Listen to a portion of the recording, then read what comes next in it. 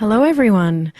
Welcome to Lunch Orders, a new series at the Wheeler Centre, which explores a range of different topics each term, all delivered conveniently to your lunchrooms.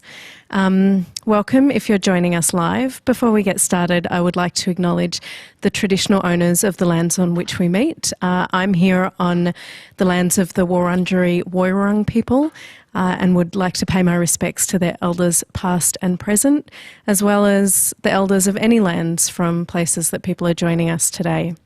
It seems apt as we step into this conversation and this series to reflect on the significance of Indigenous knowledge of land management and relationships with land as we consider the future of our own relationship with land and place. It's my great pleasure to be launching and hosting this series, which I'm very, very excited about, particularly as we grapple with such big ideas as what does our future look like? And in a minute, I will introduce our first guest for the series, Steve Mushin, the author of the extraordinary book, Ultrawild. Before I do, I just want to draw your attention to the Slido, which is the place that you can ask questions. There is a link on the event page for this series, which will be live for the remainder of this week, and also a QR code on your screens right now if you would like to ask your questions if you're joining us live today. It's also a place where you can share your answers to the question that Steve poses you at the end of our conversation in half an hour. So, my great pleasure to welcome all the way from New Zealand on our screens, Steve Mushin, who is an industrial designer, artist and inventor who collaborates with scientists and engineers to solve perplexing problems that no one else seems to know what to do about, like what can be done with explosive cow gas, or how to make bikes fly, or cities transform into jungles as fast as possible. This is his book, Ultrawild, his first book. An absolutely extraordinary feat of imagination, creativity, and scientific plausibility. So I'm going to hand over to Steve, who's going to talk a little bit about his journey to creating this book, and then read a little bit from the book, and then he and I are going to have a Q&A. Steve, over to you. Hello, Beck. Hello, everyone out there. Thank you so much for having me on your show. And I am really excited to tell you a little bit about Ultrawild, about the book, about the journey that I've been on exploring the concept of rewilding and coming up with all the inventions in this book. So there are around 100 inventions, slightly more than 100 inventions in this book. A lot of big ideas, a lot of big plans, a lot of drawings, about 1,000 drawings. And it's been a journey that has taken me about 7 or 8 years.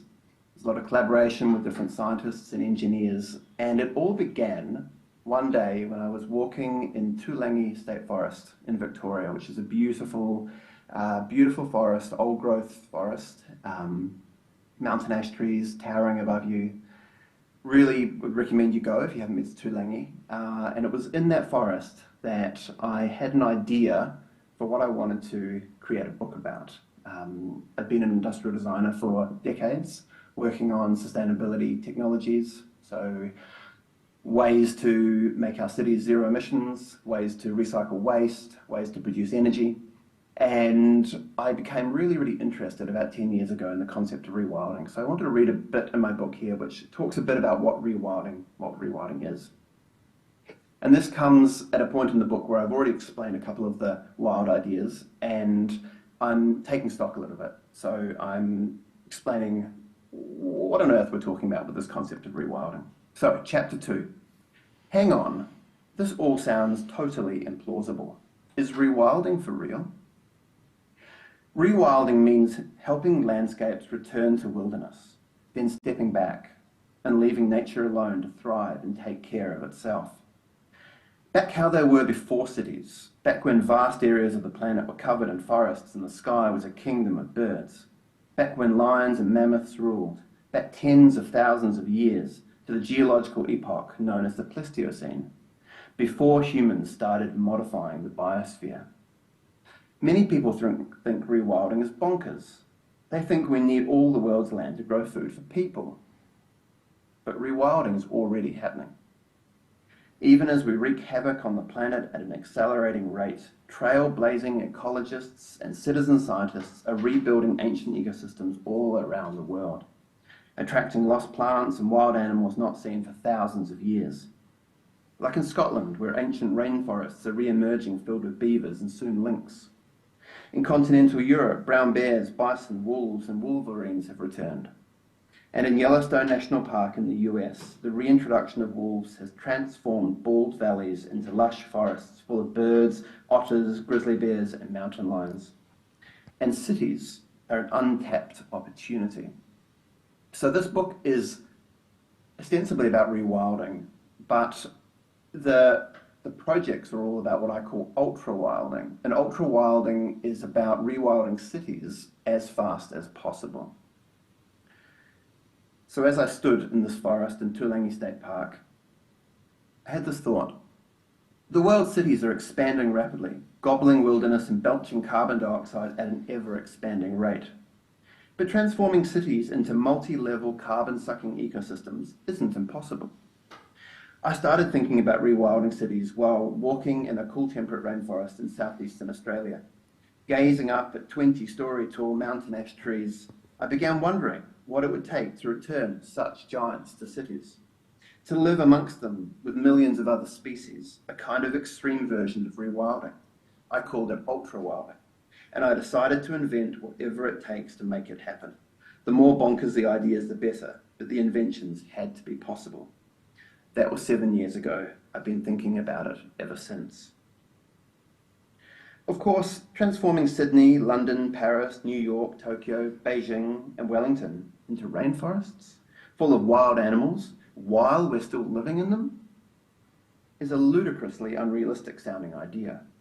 What makes me think it could actually be done? That any city could possibly be a nice place for billions of animals or skyscraper trees? These magic beans, microchips, sensors, and batteries. Smart and connected technologies are rapidly transforming the way cities function, and they're about to make unimaginably berserk-sounding things possible. New technologies will transform cities faster than we can possibly imagine. Throughout history, people have failed to predict how quickly new technologies like cars and aeroplanes and phones will completely change how we live. Such technologies are known as disruptive technologies. We fail to predict change because we're living on autopilot, but also because we struggle to imagine innovations changing faster and faster each year. This is known as exponential change. In 1903, bankers advised Henry Ford that cars would never take off. They said, the horse is here to stay, but the automobile is only a fad. But as futurist and author Tony Seba describes, just 12 years later, cars had multiplied exponentially, completely disrupting cities, as shown by these two famous photographs taken in the same street. And in the book, I showed these two famous photographs. One is in 1903 in New York, and it shows that there's only one car in a busy street filled with horse-drawn carriages. And in the second photograph of the exact same street, which was taken in 1915, just 12 years later, there is only one horse, and everything else you see, all the other vehicles in the street, are motor cars. So in this book, I talk about how technology is accelerating, how the rate of change is accelerating, and how we can most likely transform our cities much faster than most people realize. And I'm going to talk to you a little bit about a few of the inventions in this book. They're thought experiments. So a thought experiment is where you throw out an idea. So you pitch an idea and then you try and think it through in as much detail as you possibly can. Doing drawings, doing back of napkin calculations, and you just see where you can take the ideas. Or this is a design thought experiment. There's lots of different types of thought experiment, but in a design thought experiment, we see how far we can push a design idea. So one of my design thought experiments in the book, in Ultrawild, is in chapter 1. It's called the Mechanical Megafauna Project. And the thought experiment is, could we replicate the soil-creating work of large animals with compost-firing cannons? And I worked on this project here from a house in Brunswick in Victoria. And in the book, there's a picture of me at my desk in the house. And I'm saying, it's difficult to imagine hippopotamus-sized wombats blasting footballs of dung right here where I'm sitting at my desk. But once upon a time, massive manure-spreading mammals known as megafauna roamed the land that almost every city is built upon. Along with smaller animals, they launched an unbelievable amount of manure. To find out just how much, so we can replicate this extreme dung spreading with cannons, I looked at scientists' best estimates of how many more wild animals there once were. And there's a picture of me with my bike in Brunswick, imagining 300 years ago and then 60,000 years ago to a time when there were diprotodon, enormous wombats as big as a van, roaming most likely right where my house has been built. It turns out that the land Melbourne is now built upon could have been home to over 30 million wombats, kangaroos, wallabies and other mammals. But once there could have been over 200 million mammals in the same space, 7 times as many, including supersized megafauna wombats, marsupial lions, tapirs, demon ducks of doom, and lots more. And so in this thought experiment, and you'll have to check out the book to see where I take it, I look at how we could convert our toilets into cannons that spread composted manure, into the streets to turn streets into jungles. I look at the amount of compost we will produce, or we could produce. I look at the amount of gas we could produce from our waste. I look at using that gas as an explosive energy source to launch the compost. I look at how much land we could transform into forest each with our waste. And I've got all the calculations on the website, so you can read about my designs in the book, and then you can see just what we could achieve on my website on the calculation sheets. So that's one of the projects.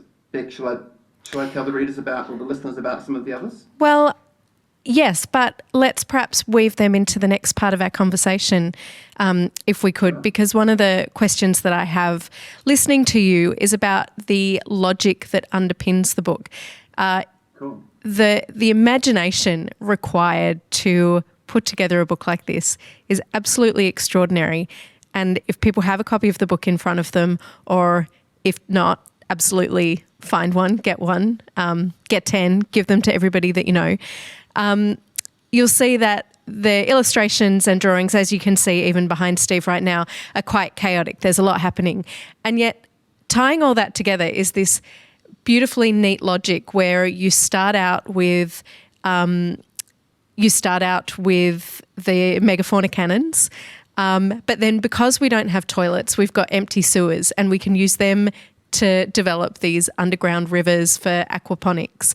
And then we can use, the kind of byproducts of those things to build trees. And because we're exploding methane gas into carbon dioxide, we're using the trees to suck the carbon dioxide out of the atmosphere. So even though I think when you start reading this, it feels a bit intimidating and enormous, there is this real method to the madness, I suppose. Can you talk a bit about how one thing led to another or leads to another? Yeah, look, I think that's one of the big joys of being a designer, being a creative, is that the way, a lot of people imagine that engineers or designers will have a problem and they'll sit down and they'll find the best solution and they'll illustrate the solution and then engineer it and create it. But it's rarely as clean as that. Normally, an idea takes you on a journey and that leads somewhere and spins off another idea, and that may end up as a dead end, but it sparks another idea that takes you somewhere interesting, and you end up, it's a kind of a journey where you end up often at a point you could not have imagined at the onset. So I talk a lot about taking a line for a walk, which is a famous quote, and it's the idea that once you start drawing, when you put pen to paper, you're just taking the line, the pencil, the pen takes you on a journey. You might think you're going this way, but suddenly it's taking you in a different way. And that's exactly what's happened in the book. So the book is more or less a documentation of my process as I thought through one idea and then realized there were problems that would come out of that idea, or opportunities. So it led to other design ideas, and the ideas just multiplied. And so the book, so like you said, the cannons led to this, and that led to that, and so forth. And it's a really joyful process, and it's a process that people don't often see. So in Ultrawild, I wanted to document the fun that I have, and I think a lot of creatives have, in exploring ideas and refining ideas. Yeah, I think there's something really nice about articulating that scientific methodology and seeing you on the page go, what about this wild idea? And then, oh, but hang on, here's the first problem, and then addressing that problem or coming up with a solution that maybe doesn't work, but we actually see that unfold on the page, which I feel, for me, when we're reading these kind of books and role modelling our own creative processes on them, there's something really valuable in being able to see and visualize the process of making mistakes and overcoming problems as well. Mm-hmm. Absolutely. And it's the mistakes or the the walls that you hit up against that often cause you to put a project down for a few weeks, thinking it's never going to work. That I think often create the opportunities and for new ideas. And certainly in the creating of Ultrawild, it was the problems that I think have created a lot of the humour in the book, I hope. And so there is so much humour in this book. And in many ways, visually, but also the humour that you make use of reminds me of books like Andy Griffith and Terry Denton's Treehouse series, for example, just to draw on something wildly popular. And yet, I think it's really worth noting that every invention in this book is scientifically plausible. Can you talk a bit about what that process was like? Did the idea come first and then the science? Were they both part of the same process? And why is it so important that they are plausible? Yeah. From the onset, I decided I wanted to create a book about big plans to transform cities. It had to be funny because it's primarily a comedy, and I wanted people to have a good time exploring my design ideas. But I wanted the ideas secondarily to be absolutely possible, or at least plausible.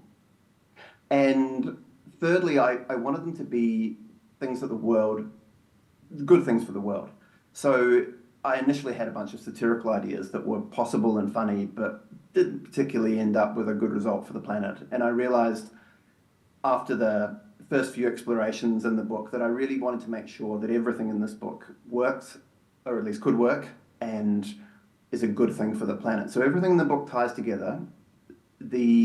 Each project is a collaboration with numerous engineers and scientists who have been good enough to answer my phone calls and emails and do some back of napkin calculations with me to work out whether the ideas could work. It's been a process of having an idea, looking into the science. The science has led me to change the idea.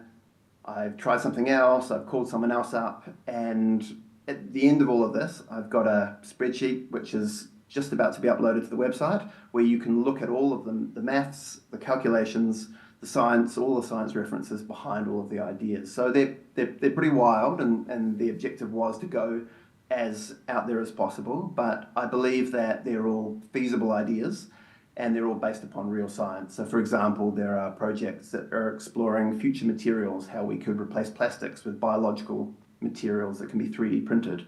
And so they're based upon conversations with algae scientists. There's a project about flying bikes, which is a collaboration with a couple of mechanical engineers, where we looked at all the different forces on a bike and how you get it up in the air and how you keep it up in the air and different ways to launch the bike and so forth. So it's very much a design science collaboration. And it's so interesting because that 3D printing one, that does so much come from you coming up with the wild idea and then hitting an obstacle almost immediately. And the idea, of course, is what if we were to reuse plastic to build trees and build habitats for birds? And then, of course, the issue is, but birds don't want to live in plastic trees. And so then this becomes this self-perpetuating cycle of birds that 3D print other birds that are then at some point able to print these, or to 3D print these what remind me again of the luxury armored habitats. Yes, okay, luxury armored habitats for themselves, and that then helps to solve the habitat issue and the carbon dioxide problem. So it's like it becomes this web of ideas. What were the reactions of some of the scientists that you spoke to when you pitched these, as you say, berserk ideas to them? Yeah. Look, most people I contacted were really excited. I mean, a bunch of people never responded to my emails, but by and large, scientists and engineers are highly creative people who love exploring this type of imaginative approach to engineering. So I I had a great time chatting about these ideas with all manner of different people, and yeah, it's just really exciting to see how much enthusiasm there is out there for transforming our cities as fast as possible, for ultra wilding our cities. I think that enthusiasm is really important, and I'm going to ask you about it, but I'm just looking at my phone because we do have 10 minutes left, so if people would like to ask their questions, then please feel free to drop them into the Slido now.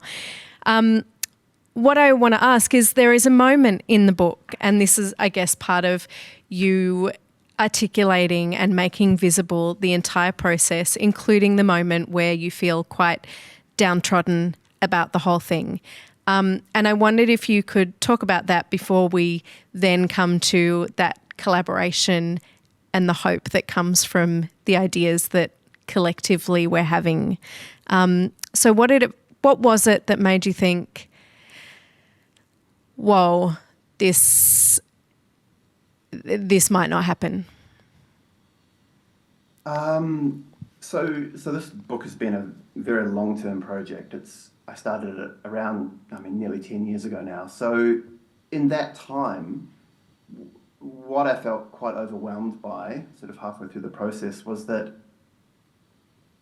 we really, in many ways, we've made huge progress, but in many other ways, we haven't. And so we're still burning fossil fuels. We're still, emissions are still rising around the world. We're still building coal-fired power stations around the world. We're still opening brand new coal mines all around the world. After working on ideas for years and assuming that renewable energy would be taken up much faster, that felt quite overwhelming at some points. Just how difficult it can seem to make change in society. However, rewilding, I think, is an area where there is huge momentum. So all around the world, citizen scientists, incredible not-for-profit conservation organizations, scientists, engineers, all kinds of people are involved with transforming landscapes. And I think it's one of the most exciting and empowering things to be involved with. And that was really, it was digging deeper and deeper into real world projects that are going on that kind of lifted me out of that funk that you experience in the middle of the book. And can you talk a bit about citizen science? Because I do think it's a really empowering movement, particularly for young people, which is obviously who this book is for.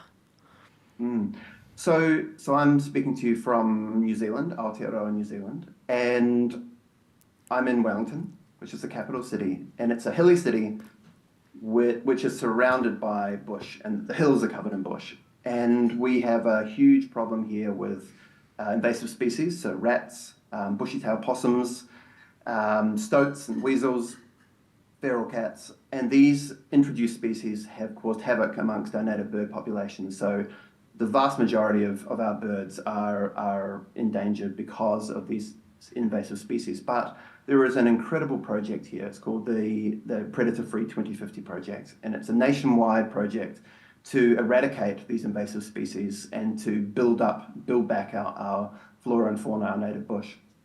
And I just think it's absolutely incredible. The vision is phenomenal.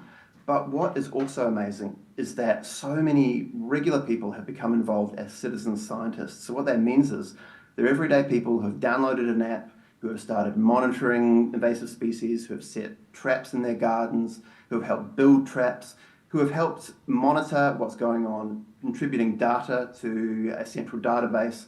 And there are thousands of people in this one city who are involved with that project to get rid of rats and to build the bush back. So when you remove those invasive species, you can bring back all the beautiful ground nesting birds that are predated on by these animals. and you see the bush spring back to life. And that project is about 10, 15 years old now, and it's just incredible to see the effects on the city. So thousands of everyday people involved, also incredible support from the science community and from the government. And what we see now is a city that's filled with birds that just didn't exist here when I was a child growing up. So the city is full of parrots that we never saw. The city is full of native trees that are springing back into life because they've got the right type of bird to spread the seeds. So it's a really inspiring place to be. And a lot of it is due to citizen science projects. And this means adults and kids. So my partner is a school teacher, and at her school, she has kids in 10 to 12-year-old kids who are monitoring the native animals in their school grounds and helping control those pest species and helping to monitor how the bush is returning in that urban area. And of course, I think one of the beauties of citizen science, particularly these forms of citizen science, which ask people to monitor wildlife and particular species. I know in Victoria there's a citizen science movement to track the population of bogong moths, for example, because that's something that has been drastically reduced over the last couple of years, which has a flow-on effect to pygmy possums, which rely on bogong moths to survive. One of the beauties of this is that it does require this deeper engagement with place, with community, with other people, and more awareness of what's happening around you. And I think that speaks to one of the key themes of this book, which is that reshuffling the pecking order, as it were, and reconsidering what the role of humans is in the planet at large. Sure. We do have a question. Oh, sorry, Steve. No. By all means, let's have a question. We have a question in the chat, which is there a successful rewilding invention that's been put into practice that you love? Oh, my goodness, absolutely.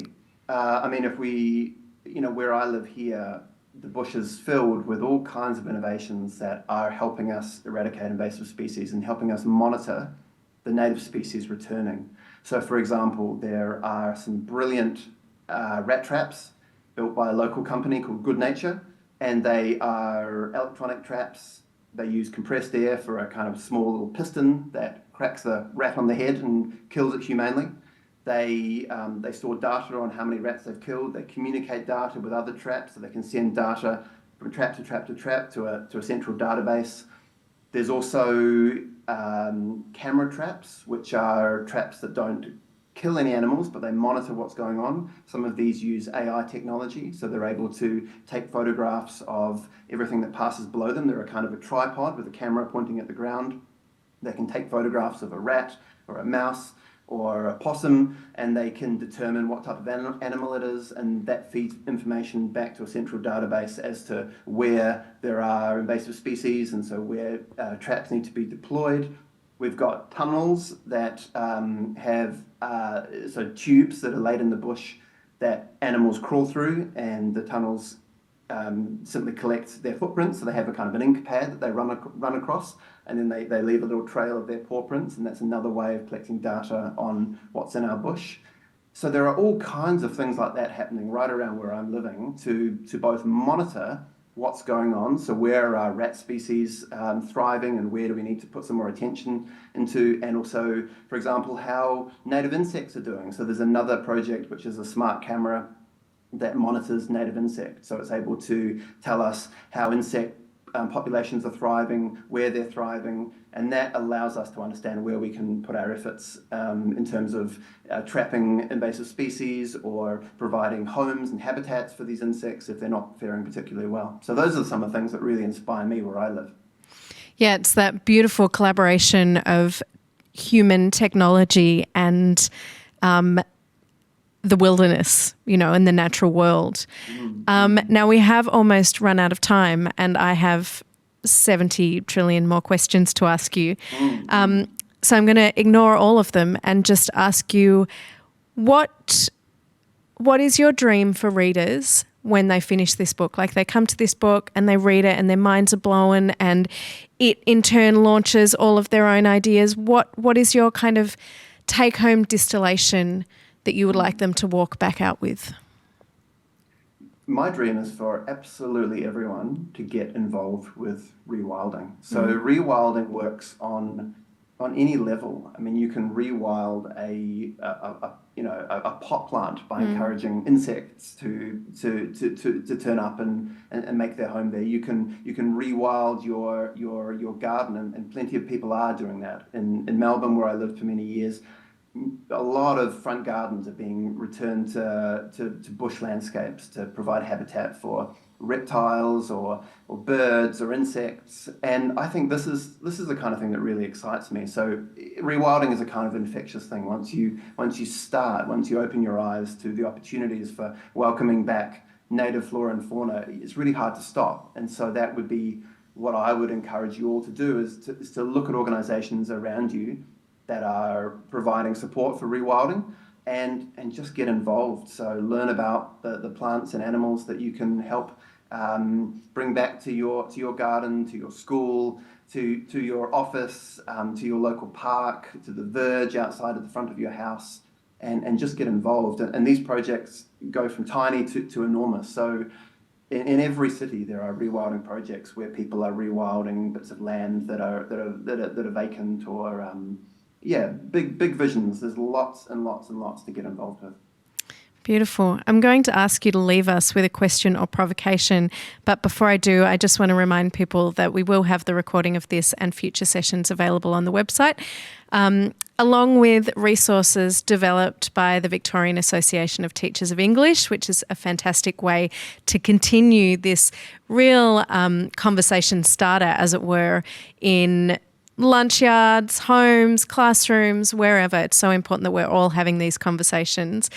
So to get those conversations started, Steve, would you like to leave us with a particular question or provocation? Sure. Just like when I was walking in Toolangi State Forest and I looked up at these beautiful mountain ash trees that are 80 meters tall, and I imagined those trees existing where I was living in Brunswick, I put it out to you all to have a think about the trees that would once have existed where you live. And I would like to ask you to do a drawing or have a think in any way you want about what it would take to bring those trees back to your neighborhood. Because if we think about our urban environment, most urban environments don't have trees taller than 10, 20 meters. 20 meters would be huge for an urban environment. So what does it look like to have those enormous trees back where you live? What would it take to bring them back? And what might it look like if we fast forward the 100 years it would take them to grow once we bring them back? Beautiful. What a nice thought to finish on. Thank you so much, Steve. Thanks to everyone who has watched live or who is watching the recording. We'll see you at future lunch orders. Thanks, everyone. Happy ultrawilding.